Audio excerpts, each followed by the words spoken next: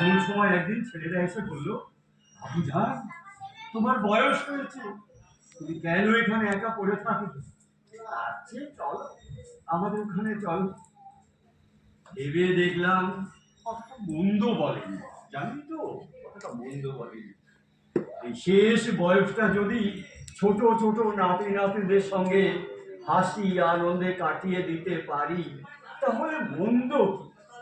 ব্যাস, রুবেরিয়া যা সম্পত্তি করেছিলাম সে সব বিক্রি করে ওই দুই ছেলের মধ্যে ভাগ করে দিলাম। আর আমিও আমিও ভাগ হয়ে গেলাম। আপনি আপনি ভাগ হয়ে গেলেন মানে? মানে বুঝলি না? মানে হচ্ছে ওরা কেউ আমার পুরো দায়িত্ব নিল না, আমাকেও ভাগ করে দিল আধা আধা। আমার ঠিকানা হলো 6 মাস ওই হায়দ্রাবাদ, আর 6 মাস এই মেদিনীপুর।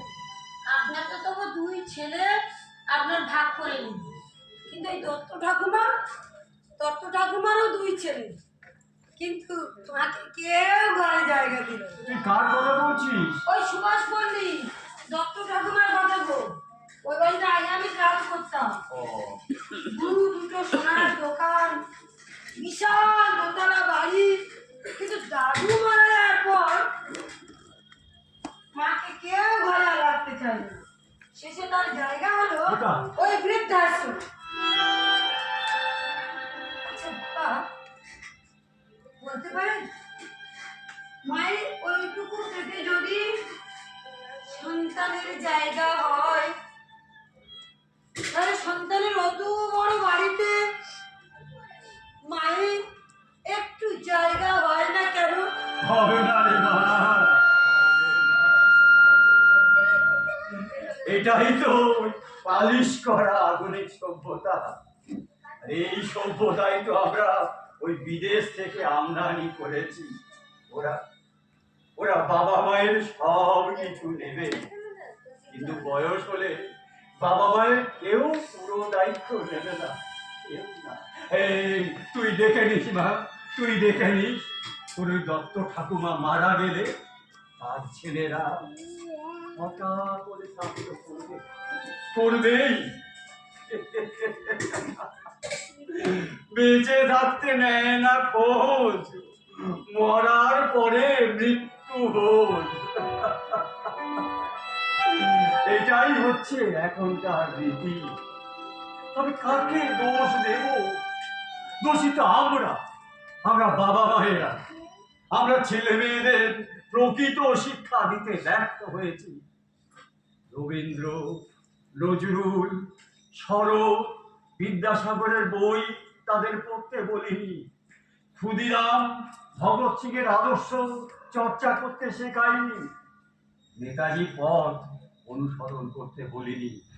তাদের শিখিয়েছি আপনি বাঁচলে বাপের নাম, চাচা আপন প্রাণ বাঁচা। তারই বিষ ফল বলছে।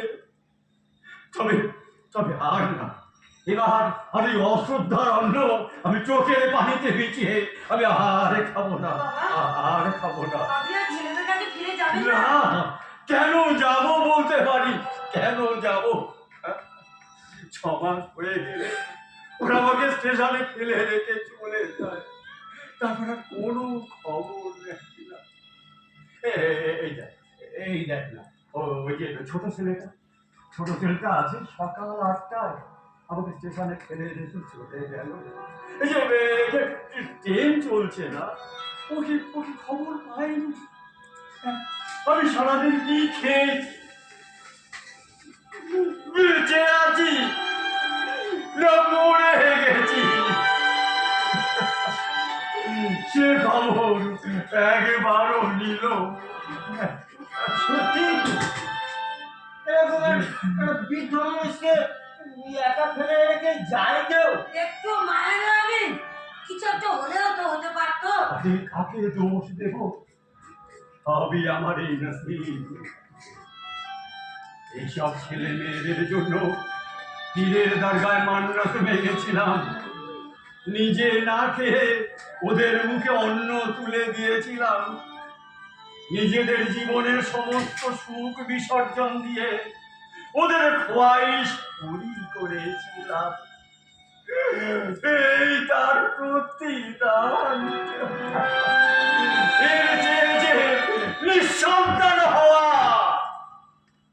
অনেক ভালো ছিল। বাবা হে খোদা, বুঝবা না হে বেকারে খোদা, বাবা বুঝবা না হে বেকারে খোদা।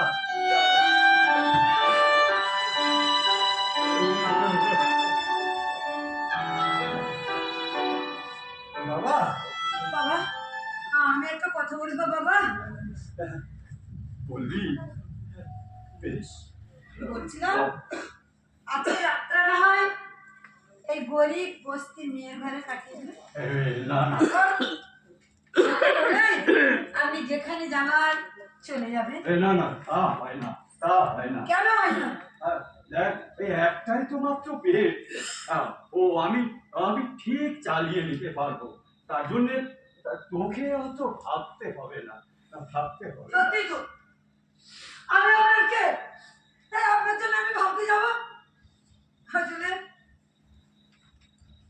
আসলে আমি তো হিন্দু, তাই আপনি আপনার ওই ধর্মের অহংকারে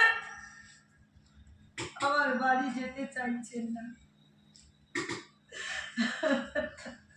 ঠিক আছে ঠিক আছে, চল চল ফুটবল চল, আমরা চলে যাবো, আমরা থাকবো, চল চল চল। দাঁড়া,